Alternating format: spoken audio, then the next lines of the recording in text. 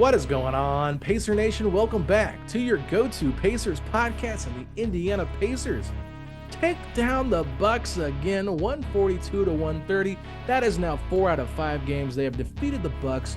I don't want to hear any excuses from Milwaukee fans or Milwaukee in general. This was just a complete dominating series by the Indiana Pacers, and you absolutely love to see how they showed Milwaukee they have zero fear of it. Nobody fears the deer anymore, at least not in Indiana. This Pacers team handled the Bucks. If you told me the Pacers were going to play the Bucks 5 times this year, I would say we're good for 1 win. We can get 1, maybe 2. The fact that the Pacers won 4 out of 5 against a Bucks team that only has 10 losses on the year, and we've delivered them 4. I mean, I still feel like I'm dreaming because the Pacers, every time you felt, okay, Milwaukee's going to be back for revenge. You know, they're going to avenge our loss. We just played this team, and we beat them again, dropping 142 on the Bucks. I mean, wow, Alex, I'm still in disbelief, and maybe I just got to start believing that this Indiana Pacers team might really be hitting their stride and playing their best basketball right now. Yeah, I mean, no matter what you say, this is a personal rivalry. These guys do not like each other. It is chippy, and you can say what you want, but the fact that we saw Milwaukee so ready to play the Pacers when they visited after the in-season tournament game, they came out there and they played like they were a playoff team that was looking to win a championship. And Giannis set a career high, and then he got mad, went after the game ball. And then the last 2 games, the Pacers have basically said, all right, that's fine. You beat us. We were tired. It was a long road trip. You know, they weren't playing their best basketball at that time. Changed your defensive scheme completely and really just said, okay, let's see what you can do. They held Giannis to 2 points in the first quarter, Facci. Couldn't believe it. 2 points to Giannis in 1 quarter. That is the most shocking thing I've ever seen. I think it's more shocking than the fact that he got called for a 10-second violation in the previous game on Monday. I'm just saying, that was an impressive game plan from the Pacers, but we talked about it off air, but that third quarter, Facci, just talk me through that, because the Pacers go on a barrage of points, dropping 47 points in the third quarter. Are you kidding me? I couldn't believe it. So Indiana trails by 2 at halftime, and I'm thinking, we're in this game. We're in this game. And then we blew the game open. The Pacers end up, after the third, they're up 16. They score 47 points on 74% shooting. I just felt like they were really getting everything they wanted, hitting their stride. I mean, Haliburton in the third quarter had 6 points, 7 assists. I thought Mathurin and Bruce Brown really came alive in that third quarter. Just everything went right for the Pacers, and they never had to look back. I mean, the closest it really felt like that Milwaukee was maybe trailing by 10 or so. It just felt that Indiana was in cruise control at that point. And across the board, this was a game that it was hard to find a category that the Pacers were slacking in. They just handled business, but that third quarter was everything. I mean, 47 points in 1 quarter against anybody, you would think that's going to get it done. 47 points against the Bucks is extremely impressive. Once again, the Pacers win the rebounding total, 44 to 42. They win the points in the paint battle, 64 to 60. And they ended up, tying for 3-pointers made, which I thought was a little bit shocking there. But the Pacers really just came to life in that quarter. And we have to talk about this because Bruce Brown made his return after missing, 5+, 6+ games, something like that. Mm-hmm. So it was one of those things where you're thinking, how is Bruce going to fit into this? And I think I just saw on a post-game comment here that he has been playing through that bone bruise for 3 weeks. And it was pretty, you could kind of tell. He did not look normal. Something just kind of looked off with him. And when you're playing through a lot of pain like that, it's good that he ended up taking the rest that he needed because, like you said, that third quarter, 3 of 4 from the field for 8 points, and he really delivered the goods in that quarter. You thought, how are they going to look without Nembhard in the starting lineup? And I thought Bruce Brown played really well in this game. And one of the things that I loved the Pacers were doing was continuously attacking Damian Lillard whenever he was involved in any type of one-on-one coverage. Just, even though Bruce Brown might not be your best scorer, just being able to put your shoulder down and drive at Dame and make him defend, he's not very good at that. And then you have to go and look at the end of the third quarter because I think that's when things really started getting chippy. And Ben Mathurin and Dame Lillard starts talking trash a little bit at the end of the third quarter. Dame shooting free throws, and him and Mathurin are jawing, and Matherin's got this big smile on his face. Mathurin, one thing I will say, he is a gamer and he fears nobody. Nobody. He thrives when he's in these kind of environments, and the clock is winding down to end the third, and Mathurin hits a pull-up three to give the Pacers a 16-point lead, I believe it was. Yep. 113-97, and him and Dame exchange words to end the quarter again. And I'm thinking to myself, how can you not love Ben Mathurin? Ben Mathurin is just a straight-up gamer, Foch. He really is. And that three was just such a momentum shift for the crowd. And going into that fourth quarter of just like, let's send the Bucks back to Milwaukee. I really felt like that was a statement three. And you got to love it. I think Mathurin played just real well tonight. I think that it was weird that, I don't want to be too hard on him because obviously he's coming off of 13 rebounds, but it was not the same rebounding night tonight, but he was efficient scoring the ball, and you love to see that. The Pacers bench, I thought, delivered. I mean, you look at Milwaukee's bench, it's not even close. Their bench is so thin compared to what the Pacers have. And just speaking about the Pacers bench, Obi Toppin, I thought, had a really good first half. I know he finished with 15, 8, and 4, but in the first half, he had 12 points, 6 boards, 4 assists. I felt like he was the leading scorer for the Pacers at the half. Just got them off to a good start. And just overall, I mean, you got Buddy Buddy started the game a little bit rough. He came alive late. He ends up scoring 10. Just overall, the bench had a lot of contributions. Isaiah Jackson, rock solid. That bench for Indiana continues to be a strong point for this team. And you look at the Bucks, and if Giannis doesn't have it going, I mean, it's tough for them. And on a night like tonight, Indiana had 7 players score in double figures. It was a collective effort. Just 4 baskets made by Giannis in the second half. That only It's one incredible. in the fourth. He had 7 points in the fourth quarter, but 5 of those came from free throws. And he goes 5 of 8 from the free throw line, and you can live with that. I mean, I'm living with All Giannis day. at the free throw line instead of him getting 2 feet away from the basket and dunking it. And there was times where he just looked like he was getting wore out, like he just looked tired. Did not look like a guy that was ready to go and drop 60-plus points. So, but if we kind of take a step back, because that fourth quarter was a little bit worrisome, because we knew the Bucks were going to chip away, and when you're a championship level team, you can never kind of team out. 15 points, we've seen that as nothing in the NBA, especially when you got a guy that can get hot like a Damian Lillard. But another guy that can get hot in the fourth quarter is an MVP candidate this year, and his name is Tyrese Haliburton. 5 of 9, Facci, in the fourth.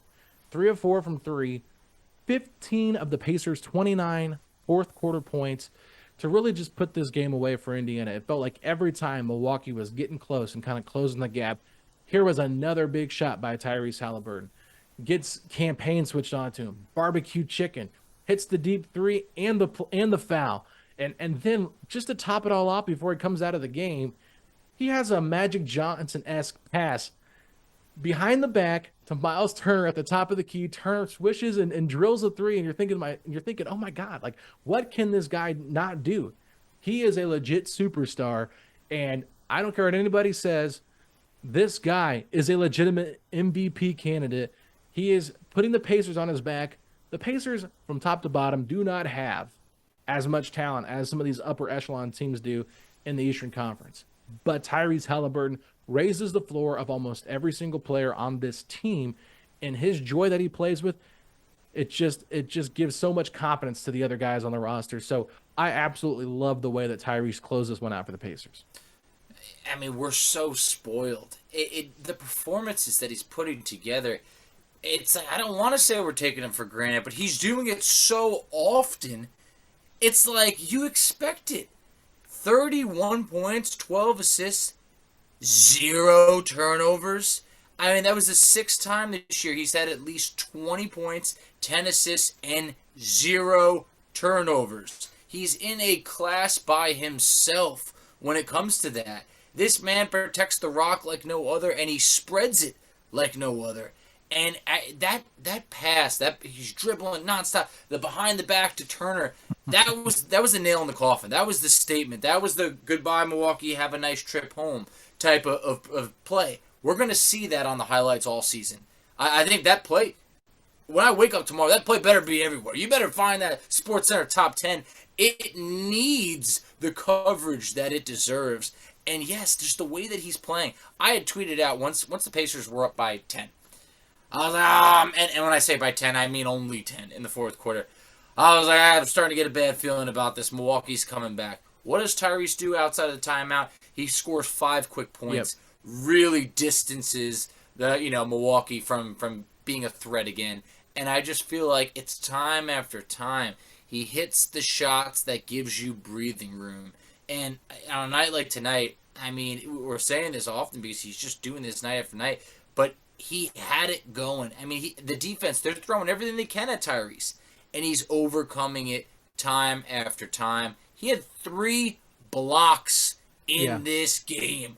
Our franchise player that often gets criticized for not playing enough defense had 3 blocks.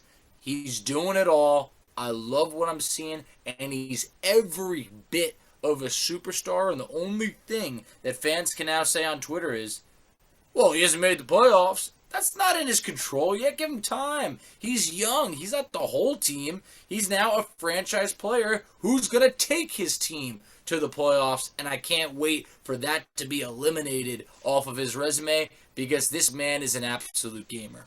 And if we want to go that route, we can even throw out that Giannis wasn't even an all-star till year 4.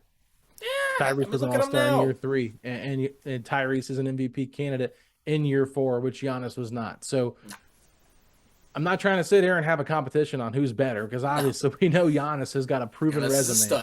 Yes. But it's been quite an interesting turn of events for the Bucks. They don't know how to handle themselves being on the opposite end of getting dominated by Indiana. They're like, oh, the Pacers fans can enjoy it, Okay, we will. We will. Someone messaged or tweeted out and said, hope you enjoy this one victory after they beat the Bucks on the road. I'm like, that was 3. Now they got 4. This one. I enjoyed all 4 of them very, very much. Yeah, am I happy to not have to play the Bucks again this season? Yeah, this felt like we just played them in a playoff series. Yeah. But at the same point, great test for the Pacers. They pass it with flying colors. Gentleman sweep, Facci. That's what we gave the Bucks.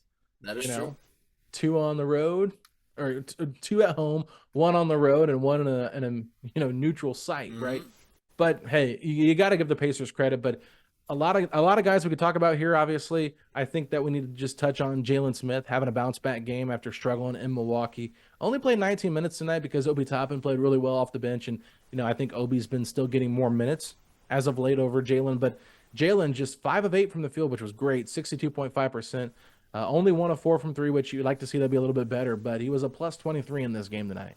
And you can kind of feel how he was impactful, and I think he did a very good job of kind of building that wall to prevent Giannis from really getting going. So, I think that it's not the perfect fit next to Turner with Jalen out there as the 4, but I do think that there are some things that are good about it, and we've seen those on display since he's been put into the starting lineup. No, we have, and I think that Jalen, like you said, hey, big body, who can rebound. I mean, he can obviously shoot. I know tonight wasn't a great 3-point shooting night, but Jalen brings a lot of great qualities, and I think that eventually this Pacers team will lose with this lineup. I don't think we're going to run the table and go undefeated with this lineup, but if we do lose a game eventually, which will happen, I don't think it's got to be, all right, you know what, make some changes, change the lineup right now, because whatever it is, we can't credit it directly to this new lineup because obviously, Nembhard's been out and whatever factors might be. It's been a boost. I just think that it was what the Pacers needed to switch it up, get a little bit more chemistry going. And for now, I mean, they're hot right now. A 5-game winning streak when we knew the schedule was getting tougher. I definitely would have thought we'd at least split with the Bucks. I did not think we would take both games, but also in the fashion that we did. I mean, last time scored 126 points, this time scoring 142. I mean, this is a Pacers team that was also coming off of a brutal shooting performance last time against Milwaukee. How do they respond? They shot just under 56% from the field tonight and 40% from 3. They also got to the free throw line 34 times. They went 28 of 34. I just felt that you got a little bit of everything. Do you want to give up 130 points? No. But on a night like tonight, you can say, hey, you know what? We had it going offensively, and that's what matters most. Got the win. Yeah, I mean, three guys shot under 50%. TJ McConnell shot 33.3%. Buddy Hield 37.5 and Obi Toppin 41.7. Everybody else shot 50% or greater. So you gotta love that. Just a really nice balanced attack.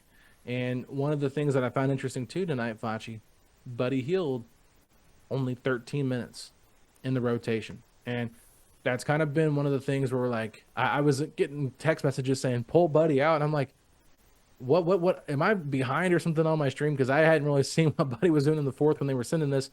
And then like the next play, Buddy Hill drills that corner three, and I'm thinking, well, what did Buddy really do that warned him being pulled out of the game? Maybe I missed something where he missed a defensive rotation or something, but I don't know. 13 minutes to me, like that's not that many minutes for Buddy Hill. And if I would have told you at the beginning of the year, like I had talked about with my rotations playing Buddy about 13, you were like, there ain't no way. Well, we're kind of seeing it now. If they're trying to win, maybe you don't play Buddy Hill 32 minutes a night.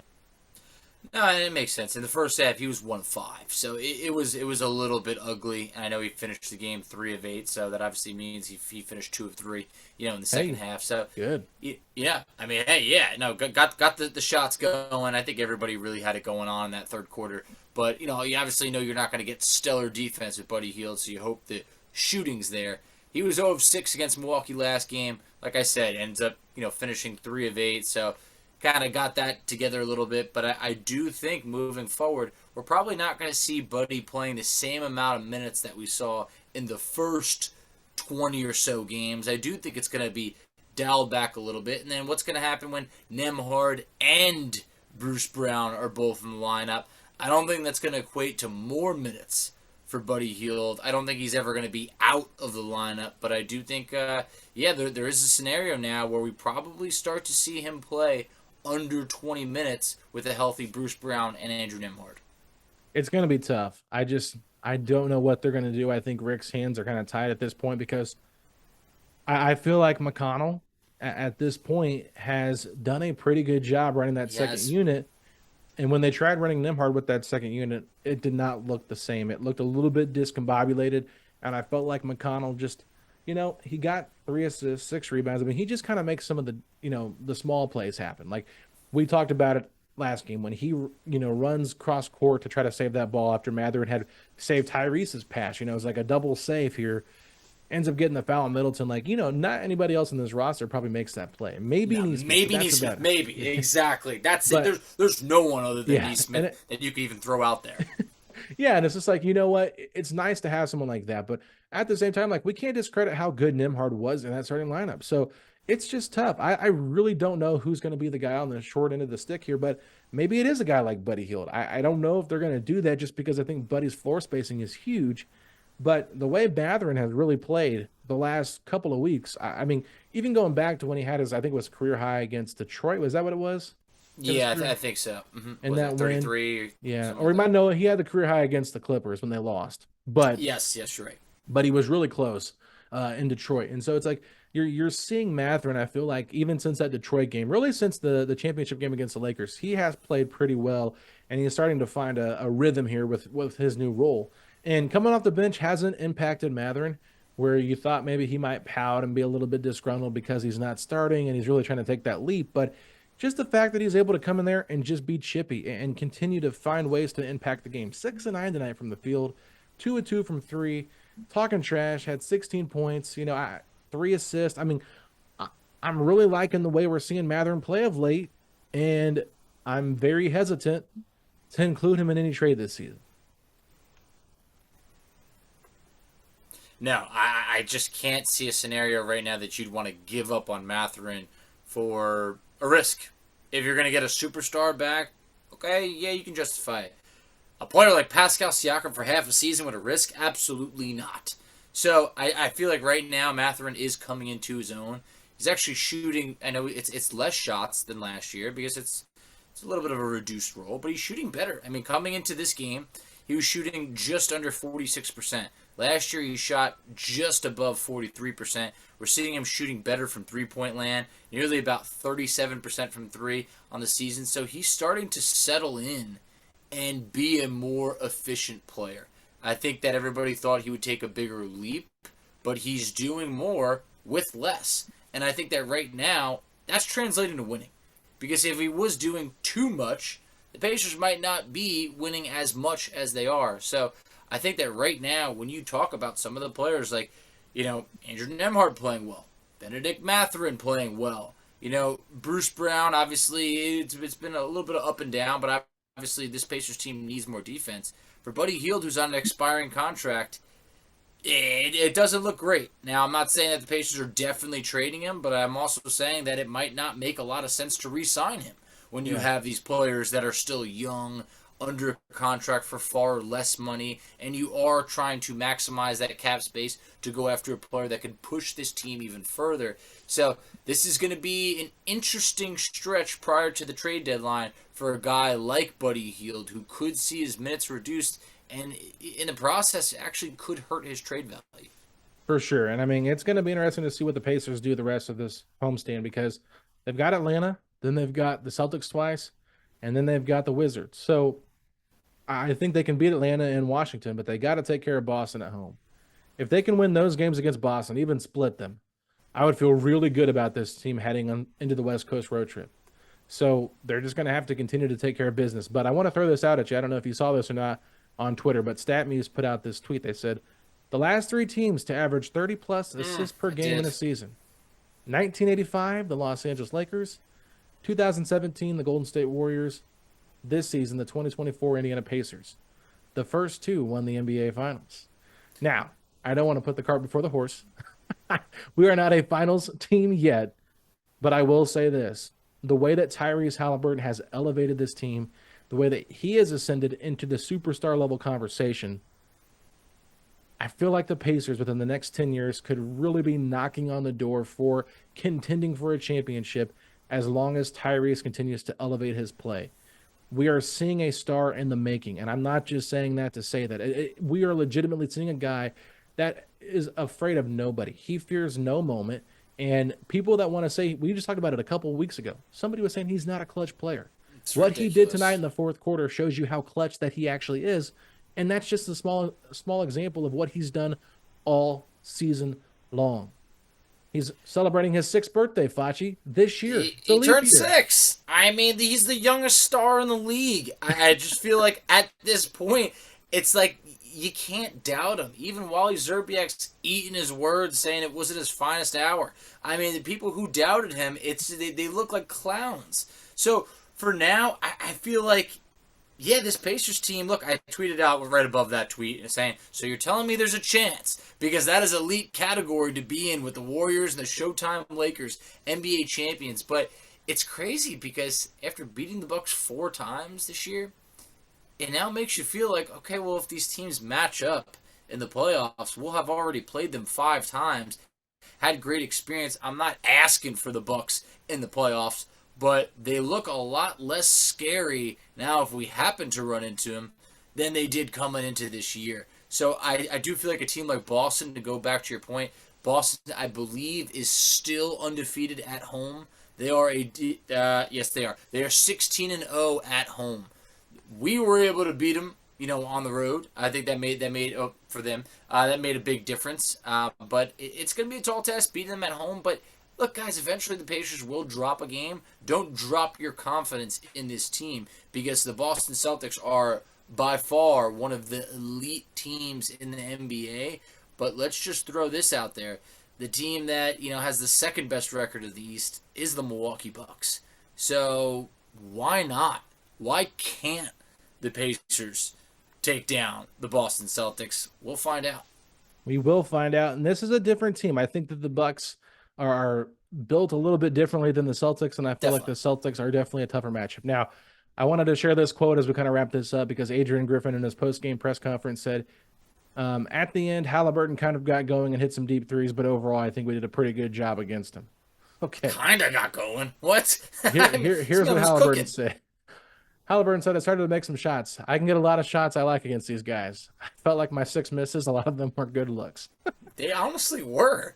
Though some of them were heat checks. I just felt like it was just like he had it going on. And I just feel like even when it looks like Tyrese is going to have a bad shooting night, he somehow gets it together and gets back to 50%. And I saw something recently that was like it was like no player has ever averaged like 20 points per game, 50% from the field, and 40% from three.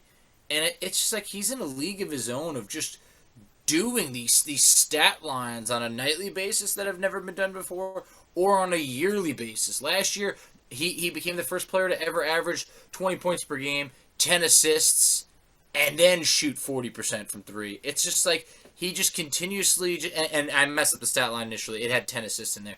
Okay. But it's just like what he's doing for a point guard. It's just he's in a very very elite company. I don't want to say by himself, but in a company with MVP type of players. So I just feel that the sky's the limit, and the leap that he took from last year to this year, I don't want to say I was doubting him. I just didn't know how much further he could go. He's averaging 4 full points per game more, about 2.5 more assists than last year.